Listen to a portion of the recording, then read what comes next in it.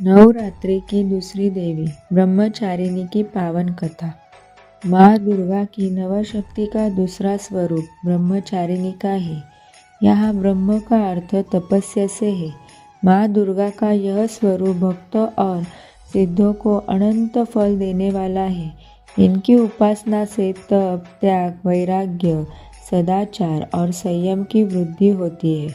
ब्रह्मचारिणी का अर्थ तप की चारिणी यानी तप का आचरण करने वाली देवी।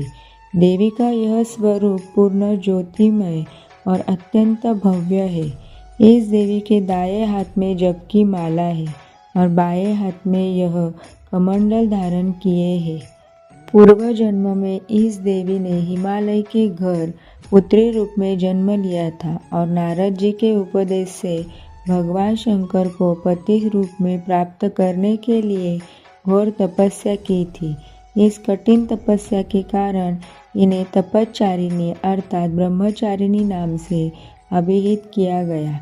1000 वर्ष तक इन्होंने केवल फल फूल खाकर बिताए और 100 वर्ष तक केवल जमीन पर रहकर शाक पर निर्वाह किया। कुछ दिनों तक कठिन उपवास रखे और खुले आकाश के नीचे वर्षा और धूप के घोर कष्ट सहे। 3000 वर्षों तक टूटे हुए बिल्व पत्र खाए और भगवान शंकर की आराधना करती रही। इसके बाद तो उन्होंने सूखे बिल्व पत्र खाना भी छोड़ दिए। कई हजार वर्षों तक निर्जल और निराहार रहकर तपस्या करती रही। पत्तों को खाना छोड़ देने के कारण ही इनका नाम अपर्णा नाम पड़ गया। कठिन तपस्या के कारण देवी का शरीर एकदम क्षीण हो गया। देवता, ऋषिगण, सिद्धगण, मुनि सभी ने ब्रह्मचारिणी की तपस्या को अभूतपूर्व पुण्य कृत्य बताया, सराहना की और कहा, हे देवी, आज तक किसी ने इस तरह की कठोर तपस्या नहीं की। यह तुम्ही से ही संभव थी। तुम्हारी मनोकामना परिपूर्ण होगी और भगवान चंद्रमौली शिवजी तुम्हें पति रूप में प्राप्त होंगे।